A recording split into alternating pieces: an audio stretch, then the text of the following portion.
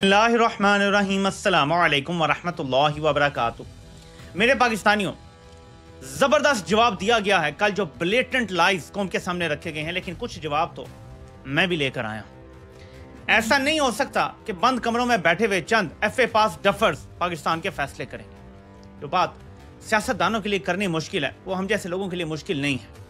हमें अवाम को हकायक बताने हैं, हमें उन्हें क्रूड मालूमात देनी है ताकि वो अपना फैसला खुद कर सके। मेरे पाकिस्तानियों, एक दावा किया गया कि पंजाब में गवर्नेंस बहुत अच्छी है, जिसकी वजह से किसी किस्म की वहां कोई दहशतगर्दी नहीं है। अब मैं आपको इसी खबर से आगाज करके बताता हूं। ये आज की दी न्यूज की खबर है। लिखते हैं कि as per the report at approximately 9:45 AM on Thursday October 10 to 15 armed TTP terrorists reportedly established an illegal checkpoint Naka in the area. The militants were said to be stopping vehicles, checking national identity cards and mobile phones of passerby and verifying personal details. कहां पे? DG Khan district में। DG Khan district कहां है? पंजाब में। ठीक है जी। अब सवाल ये पैदा होता है कि पंजाब में गवर्नेंस अच्छी है, पर वहां पे टीटीपी नाके लगा के लोगों से पत्ता वसूल कर रही है डीजी खान में। ठीक है, बॉर्डरिंग एरिया ही है, चलें ठीक है, लेकिन ये आपको बता दिया जी कि मरियम नवाज की गवर्नेंस के जो आजकल असीर हुए में हैं जर्नैल, उनकी आंखें खोलने के लिए इतना काफी है। बाकी चीजें अभी बाद में करते हैं आगे। अब आते हैं मेरे पाकिस्तानियों के एक दीवाना इन्हें बताता रहा कि खुदारा आग और खून की होली मत खेलो। वो क्या बोलता रहा, जरा ये सुने, फिर आपको इसका आगे भी बताता हूं। पूरे पाकिस्तानी और खुसूसन खैबर पुख्तनख्वा के लोगों की तरफ से सवाल पूछना चाहता हूं कि आपकी हमसाया मुल्क में इस वक्त क्या बातचीत हो रही है और क्या कमिटमेंट्स हो रही है और किन बुनियादों पर हो रही है। इन तमाम मामलों को आप पब्लिक करें। बेशक इंपोर्टेड वजीर आजम है, लेकिन वो आके कौम के सामने तमाम इंफॉर्मेशन शेयर करे, क्योंकि ये जंग हमारे इलाकों में आएगी, ये आग हमारे इलाकों में फैलेगी और इसका ईंधन हम बनेंगे और हमने बड़े मुश्किल वक्त गुजार के अमन। 23 अगस्त 2022 मुराद सईद कहता है कि हमें बताओ तुम्हारी क्या बातचीत हो रही है, क्योंकि हम ईंधन हम लोग बनेंगे इसका जो तुम करने जा रहे हो। ये 23 अगस्त 2022 की बात है। इसका जवाब दिया जाता है ISPR की तरफ से। ये आप देखें जरा, क्योंकि मुसलसल मुराद सईद बात कर रहे हैं। ये 14 अगस्त 2022 का बयान है। ठीक है, army rubbishes grossly exaggerated reports on TTP presence in Swat. ये 14 अगस्त 2022 का ट्रिब्यून का आर्टिकल है। ठीक है जी। Pakistan army on Saturday dismissed reports regarding the presence of large numbers of banned Tehreek-e-Taliban armed members in Swat Valley. During the past few days, a misperception about the alleged presence of large number of proscribed organization TTP's armed members in Swat Valley has been created on social media. Military's media, the Inter-Services Public Relations, said in a statement. After confirmation on the ground, it added, the reports have been found as grossly exaggerated and misleading. Presence of small number of armed men on few mountain tops between Swat and Dir has been observed located far away from population, it added. गौर से मेरे पाकिस्तानी सुने, 14 अगस्त 2022 PTI की हुकूमत नहीं है, officially ISPR ने media को बताया कि सिर्फ कुछ पहाड़ों पर जो दीर और स्वात के दरमियान है, कुछ दहशतगर्द वहां पे हैं, लेकिन किसी भी इलाके में मौजूद नहीं है जहां पे आबादी है। अगर अगस्त 2022 तक ये था, तो 2021 में इमरान खान कैसे दहशतगर्द ले आया था, जो आप खुद कह रहे हैं 2022 में, अगस्त 2022 में आप खुद कह रहे हैं, आपने मीडिया को बताया, आपने व्हाट्सएप किया कि कोई दहशतगर्द नहीं, ना स्वात में है ना कहीं और आबादी में है, सिर्फ चंद पहाड़ों पर कुछ दहशतगर्द हैं और उनको हम निपट लेंगे। ये आपका अपना दावा था, ISPR का अपना दावा था, या तो फिर उन जर्नैलों को लटका उन्होंने झूठ बोला था। तो मेरे पाकिस्तानियों, हर चीज आपको सबूतों के साथ दिखाई जाएगी, क्योंकि ये सोशल मीडिया का दौर है और जर्नैल अभी तक 90 की दहाई की सियासत में फंसे हुए हैं और हम इन्हें वहां से निकाल के 2025 में लेकर आएंगे इंशाल्लाह ताला। अब मजीद फेंटा इनका थोड़ा लगाते हैं, इनको ऐसे तो जाने नहीं देना। मेरे पाकिस्तानी हुसैन नदीम साहब ने सवाल पूछा इनसे, 2004 में नेक मोहम्मद से अमन मुआहिदा किसने किया था? 2005 में बैतुल्लाह महसूस से कौन मुज़ाकरात कर रहा था? 2006 में शुमाली वजीरिस्तान में अमन मुआहिदा किसने किया? और 2008-9 में TNS TNSM यानी तहरीके निफाज शरीयत मोहम्मदी से किसने मुआहदा किया? वो याद है ना, मुल्ला रेडियो फजलुल्लाह जो था, उसके साथ इन्होंने मुआहदे किए हुए थे। सवात TTP के हवाले कर दिया गया था।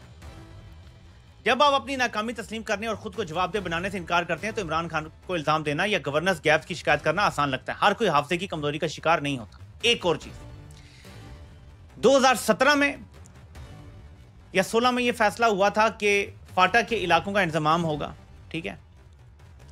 उससे पहले तकरीबन 70 साल, 68 ईयर्स टोटल बनते हैं, 70 साल पूरे तकरीबन बन जाते हैं, फाटा डायरेक्टली वफाक के अंडर रहा है, मतलब फौज के जेर साया रहा है। दहशतगर्दी तो 2004-5 में वहां पहुंची थी। इसका गवर्नेंस गैप और PTI की हुकूमत से क्या ताल्लुक है जनाब? अवाम को समझ नहीं पा रही, कोई डॉट्स कनेक्ट नहीं हो रहे, कोई जवाब आप भी दे दें, हमें समझाएं। कल शहजाद अकबर साहब ने एक बड़ी जबरदस्त रोशनी डाली, मुझे ये नहीं मालूम था। वो कहते हैं कि इलियास कश्मीरी का TTP से ताल्लुक बताएं क्या। अब इलियास कश्मीरी को ना, वही जिसको तैयार करके कश्मीर में जिहाद करवाते रहे, ठीक है। तो मुझे सारा खेल समझ आ गया। परवेज मुशर्रफ जब आया 9/11 के बाद, उसने अड्डे दिए सब कुछ, तो अमेरिका से हुक्म आया कि अब जो फलस्तीन कह रहा हूँ, कश्मीर में जो तुम्हारी जिहाद की पॉलिसी है इसे खत्म करो। परवेज मुशर्रफ ने ऑफिशियली वो सारी पॉलिसी खत्म कर दी, ठीक है। वो जो सारे जंगजू हमने तैयार किए हुए थे, वो जंगजू सारे अब वेले बेकार हो गए, और उन्हीं में से इन्हीं के ट्रेंड लोग यानी TTP की ट्रेनिंग माशाल्लाह अल्हम्दुलिल्लाह हमारी कंपनी सरकार ने की।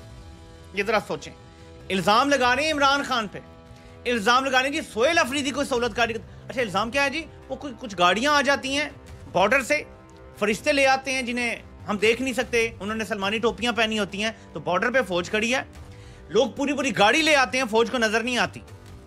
ISPR को प्रेस कॉन्फ्रेंस करके बताना पड़ता है जी गाड़ियां आ जाती हैं, हम क्या करें, उनमें दहशतगर्द आ जाते हैं। और भाई तुम वहां क्या खड़े हो, छोले बेच रहे हो वहां खड़े हुए। एनीवे, तो इन्होंने उनको ट्रेन किया TTP के लोगों को। इनमें बहुत सारे वो लोग हैं जो कश्मीर के हवाले से, और फिर उसके बाद जाहिर है कि जब आप डिसबैंड करेंगे, उनको डिस्कार्ड करेंगे, तो हो सकता है कुछ लड़ाई भी हो। लेकिन अली मीर गंडापुर की हुकूमत जो इनकी बहुत ज्यादा फेवरेट थी, वो ऑन रिकॉर्ड है कि जब हम पकड़ते हैं दहशतगर्दों को, तो ISI और MI के लोग आते हैं और कहते हैं जी इन्हें छोड़ दें, इन्हें हमने इस्तेमाल करना होता है मुख्तलिफ कामों। यानी ये जो दहशतगर्दी है, तो ये नारा अब पता चलता है कि बिल्कुल दुरुस्त मालूम होता है। हमेशा दहशतगर्दी को अपने मफादात के लिए इस्तेमाल किया। ये मैं क्यों कह रहा हूं? इसके लिए हमें ड्रॉप साइट न्यूज का एक आर्टिकल है, उसका एक छोटा सा हिस्सा है, वो पढ़ना पड़ेगा। Ryan Grim, Murtaza Hussain, sorry ये मुर्तजा हुसैन है, कंवर खुल्दून शाहिद हैं, और रायन ग्रिम हैं, और सिद्धार्थिया रॉय हैं। इन्होंने ये आर्टिकल लिखा था। मैं अब ये आपके सामने रखने लगा हूँ, ये हटाने लगा हूँ पीछे से हुसैन नदीम का। हम जरा इसको थोड़ा सा पढ़ते हैं कि क्या इनका प्लान था। ये है जी 7 फरवरी 2025। फिर आपको एक और चीज दिखाऊंगा, आपको सारी गेम समझ आ जाएगी। हम हर डॉट को कनेक्ट करके आपके सामने रखेंगे कि ये क्या हो रहा है। अचानक दहशतगर्दी की जंग शुरू हुई है, ये क्या हुआ है। 7 फरवरी 2025, जैसा कि ये लिखा हुआ है, आर्टिकल आता है कि Pakistan military establishment is considering launching a large scale military campaign against Islamic state linked groups in neighbouring Afghanistan. A dramatic move they hope would draw the US back into the region as an ally and counter-terrorism partner, according to sources who spoke to Dropsite News. The remarkable plan to escalate regional conflict is going hand in hand with an effort by Asim Munir, Pakistan's Chief of Army Staff General, to settle his conflict with the military's major political opposition, the Pakistan Tehreek-e-Insaf Party. In order to shore up the domestic front and focus abroad, in recent meetings, the military has pushed PTI to accept a deal that would sideline its combative leader, the imprisoned former Prime Minister Imran Khan, in exchange for a political detention. So, मुकम्मल plan PTI को neutralise करना है, ठीक है, वो इमरान खान बता चुके हैं, और दहशतगर्दी की जंग अफगानिस्तान के ऊपर लॉन्च करनी है।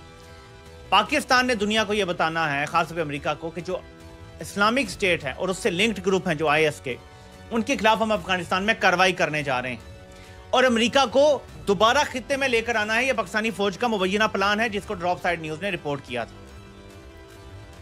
इसके बाद मेरे पाकिस्तानियों, इसके बगैर तो चीज मुकम्मल होती ही नहीं है जब तक आप ये नहीं पढ़ेंगे। माई बाप हजरत जो है इनके, उनकी एक ट्वीट में आपको बताता हूं, इनके माई बाप हैं, ये है जी डोनाल्ड ट्रंप की ट्वीट। ये ट्वीट आती है 21 सितंबर को। If Afghanistan doesn't give Bagram airbase back to those that built it, the United States of America, bad things are going to happen. Trump ने ये नहीं कहा कि अमेरिका छीन लेगा। ट्रंप ने कहा कि तुम्हारे साथ कुछ बहुत बुरा होने जा रहा है। और उसके महज 2 हफ्ते बाद इस ट्वीट के पाकिस्तान अफगानिस्तान पे फिजाई हमला शुरू कर देता है। कुछ डॉट कनेक्ट हुए। 1 फरवरी की स्टोरी कि पाकिस्तान फैसला कर चुका है कि हमने दुनिया को बताना है कि हम अफगानिस्तान में आईसिस के खिलाफ ऑपरेशन करेंगे, आप हमारा साथ दें, यानी डॉलर दें, सपोर्ट करें।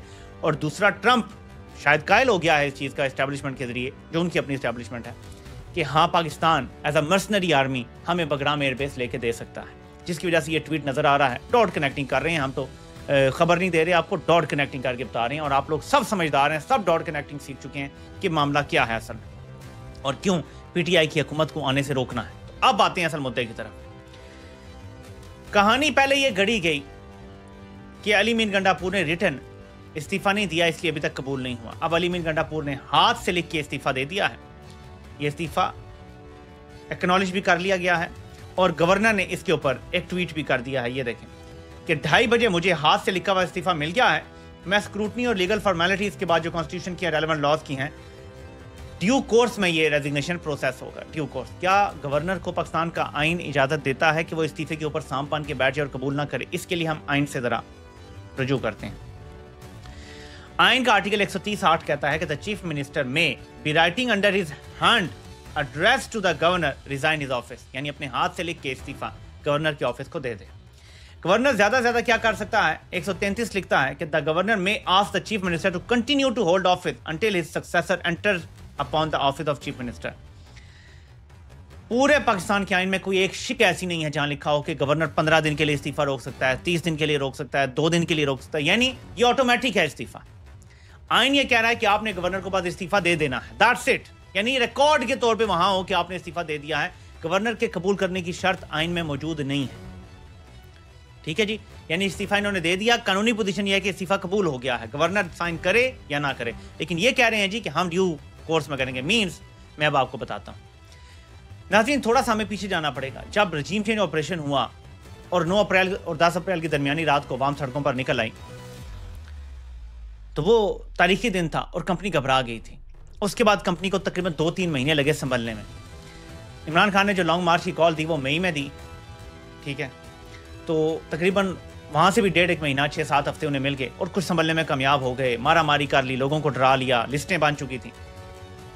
हमें तो पता नहीं था कि अवाम का जज्बा क्या, मुझे खुद नहीं पता था कि ये वन ऑफ है, एक रात के लिए यह बज़ाहिर नजर आता था कि लोगों का जज्बा बन गया है। लेकिन पाकिस्तानी अवाम क्योंकि खुद से निकलती नहीं है, 9 अप्रैल पहली बार हुआ तारीख में कि लोग खुद से निकले बाहर। उस दौरान कंपनी संभल गई। अभी जब अली मीन गंडापुर ने इस्तीफा दिया तो कंपनी के लिए बहुत बड़ा शौक था। अब कंपनी 3-4 दिन ले गई है बीच में, अभी 2 दिन और हैं, ये फिर संभल गए हैं। अब आज मैंने जो पीटीआई की सुनी है प्रेस कॉन्फ्रेंस, उसके हवाले से तो मैं कहूँगा कि बहुत अच्छी प्रेस कॉन्फ्रेंस की है। सलमान अकरम राजा साहब ने भी बताया कि जो आप कह रहे हैं पिट कर रहे हैं फौज को अगेंस्ट जो मेजर मारा गया या फलां हुआ, हमें दुख है इन सारी चीज़ों का, लेकिन जो आपने इल्ज़ामात लगाए हैं वो लुग़्व हैं, गलत बयानी है और सारा कुछ। जुनैद अकबर साहब ने बड़ी ज़बरदस्त बातें की हैं। कुछ मैं थोड़ा सा हिस्सा उनका एक और बयान का सुनाता हूँ, नॉट प्रेस कॉन्फ्रेंस से, लेकिन वो मुझे अच्छा लगा तो मैंने वो पार्ट रख लिया, आपको सुनाऊंगा। तो जुनैद अकबर साहब ने बड़ी टू द पॉइंट बात की है। तैमूर सलीम झगड़ा साहब ने बड़ी शानदार बात की है। उन्होंने फाइनेंशियली बताया कि कैसे आपने अब तक फाटा का हिस्सा नहीं दिया, जो आप कह रहे हैं कि गवर्नेंस कैब तो फलां तो टमखाना तो ये वो, और 2017 तक तो फाटा आपका हिस्सा था वफाक का, तो कैसे गवर्नेंस के गैप थे, कैसे ये हालात ख़राब थे, दहशतगर्दी कैसे थी, तो ये सब आपको पता है कि लोग बातें। और फिर कितने वाजिबात बाकी हैं खैबर पख्तूनख्वा के जो कोई सूबा नहीं दे रहा। एनीवे, तो सूरत हाल ये है कि अब इन्होंने बहुत अच्छी बातचीत की, लेकिन असद कैसर साहब ने जो बीच में बात की ना, वो मैं खास जिक्र करना चाहता हूँ। देखिए पॉजिटिव बातें तो आपने सुन ली, मैं भी आपको बता सकता हूँ, बहुत अच्छी प्रेस कॉन्फ्रेंस हुई। उन्होंने कहा है जी कि अगर आप कोई अपनी हुकूमत बना लेते हैं तो हम उसको चलने नहीं देंगे। ये बड़ा डिफीटिस्ट माइंडसेट है ये कि जी आपने अगर बना ली, भाई कैसे बना ली? आपकी 2/3 अक्सरियत है, उनको मखसूस रिश्ते मिलने के बावजूद आपकी 2/3 अक्सरियत है। सोचें कितना बड़ा मैंडेट मिला है पीटीआई को इस बार। 93 बंदे आपके 92 या 93, लेकिन आप ये कह रहे हैं जी कि अगर किसी और की हुकूमत बना ली तो हम उसे चलने नहीं देंगे। उन्होंने बना वफाक में लिया, आपने क्या कर लिया? उन्होंने बना पंजाब में लिया, आपने क्या कर लिया? उन्होंने तो बलूचिस्तान में बना लिया, आपने क्या कर लिया? सिंध में बना लिया, आपने क्या कर लिया? आप तो कुछ नहीं कर सके। एक दफा बन गई तो आप कुछ नहीं कर सकते, फिर लितर पोला होना है सिर्फ आपका। जो जुनैद अकबर साहब ने बातें की हैं वो ज़्यादा अच्छी हैं। कुछ जो उन्होंने एक बयान दिया वो सुन लेते हैं, फिर मैं आपको थोड़ी उनकी बात बताता हूँ, फिर आगे चलते हैं, मजीद भी कुछ चीज़ें। वाहिद के लिए ना कानून बने, पर्दवायद के लिए ना आइन में अमेंडमेंट हो, पर्दवायद के लिए हम तो चाहते कि पर्दवायद न करे। यही तो हमारा गिला है कि यहाँ पर पर्दवायद फैसले करते हैं। ये अवामी फैसला होना चाहिए और ये वोट के जरिए जिनको इख्तियार हो इनके पास होना चाहिए। लोगों को फैसला करने दे और लोग अच्छी तरह समझते हैं कि कौन दहशत कर रहे हैं और कौन दहशतगर्दों के सहूलतकार है। तो इस पर तो हम नहीं कहते। ये बयानिया बनाने की 9 मई के बाद इन्होंने बहुत कोशिश की, नाकाम होगी। इंशाल्लाह आइंदा भी नाकाम होंगे। तो सबको पता है कि कौन है फर्द-ए-वाहिद का। मेरे पाकिस्तानी ये देख, इनको शर्म भी नहीं आती जब ये लफ्ज़ इस्तेमाल करते हैं कि फर्द-ए-वाहिद को हम कुछ नहीं करने देंगे। यार तुम लोग अपने गिरबान में तो झांको कि फर्द-ए-वाहिद एक्चुअली है कौन? फर्द-ए-वाहिद ही तो तुम हो। वो तो तुम हो जो कहते हो अवाम ने वोट इसे दिया लेकिन हमें कबूल नहीं है। ये है फर्द-ए-वाहिद की विम्स पे फैसले। अब ये अवाम को कबूल नहीं है। तुम्हारी लड़ाई इमरान खान से नहीं है, तुम्हारी ये गलत फहमी है। तुम्हारी लड़ाई बराह रास्त अवाम से है। अवाम तुम्हें कबूल करने के लिए तैयार नहीं। हम पंजाब के लोग बुज़दिल हैं लेकिन बोल रहे हैं। तब पख्तूनख्वा के लोग तुम्हें डंडा भी देंगे। तुम जरा पंगा करके तो देखो। तुमने पहले ही बड़ा तंग डाला हुआ है लोगों को, खासतौर पर कबायली लोगों का। पहला वज़ीर आला बनने लगा, तुम उसे रोकोगे तो तुम्हें लग पता जाएगा। अब मेरे पाकिस्तानियों, थोड़ा सा मजीद जायजा लेते हैं सूरत हाल का, थोड़ा सा और बात करते हैं। TGI-SPR ने एक बात की जी कि झूठ और गलाजत से भरी हुई सियासत से हमें अपने आप को दूर करना पड़ेगा। बिल्कुल डीजी साहब, ये गलाजत वाली सियासत, ये लोगों के कमरों में कैमरे, ये जजिस को डराना धमकाना, ये लोगों का मैंडेट चोरी करना, फॉर्म 47 पे हुकूमत बना देना, किसी का पार्टी का निशान ले लेना, लोगों पे एजेंट होने के इल्ज़ाम लगाना, ये सब आप गलाजत वाली सियासत है। ये फौज को छोड़नी पड़ेगी। हम यही तो कह रहे हैं, आपको ये सियासत छोड़नी पड़ेगी, बल्कि आपको मुकम्मल तौर पे बिला मशरूत इनखला करना पड़ेगा सियासी मैदान से। और मैं सियासी जमातों को पैगाम देना चाहता हूँ, वक्त आ गया है कि ये जो केयर टेकर गवर्नमेंट वाला है ना, इसको ख़त्म किया जाए। तमाम सियासी जमातें खुदारा मचोर हो जाओ। बहुत माल, देखें जरदारी शरीफों के पास बहुत माल है। They don't need any more money. अगर वो सोचें तो you don't need any more money, आपके पास इनफ है। अब थोड़ा सा सोचो आगे का। अगर आपस में मिलकर केयर टेकर हुकूमत वाली पाख खत्म कर लो, एक आजाद गैर जानिबदार इलेक्शन कमीशन जो एम्पावर्ड हो, जो फौज के केस होने में ना हो, वो बनाया जा सके। चीफ इलेक्शन कमिश्नर वो हो जो फौज के केस होने में ना हो। इलेक्शन कमीशन के बाकी लोग वो हों जो फौज के केस होने में ना हो। और केयर टेकर हुकूमत ना हो, एक हुकूमत हो उसके होते हुए, जैसे अमेरिका में होता है, इलेक्शन हो जाता है, जैसे भारत में होता है। देखिए, अगर भारत और अमेरिका इतनी बड़ी जमहूरतें कर सकती हैं तो हम क्यों नहीं कर सकते? जब केयर टेकर हुकूमत बनती है ना, देखिए अगर आपकी वफाक में हुकूमत है ना, तो हो सकता है कि 10% कंट्रोल फौज ने आपको दिया हो। जब आप केयर टेकर बनाते हैं तो फौज 100% कंट्रोल अपने पास रखती है। केयर टेकर का मतलब ये है कि कंपनी अपनी मर्जी की हुकूमत बनाएगी।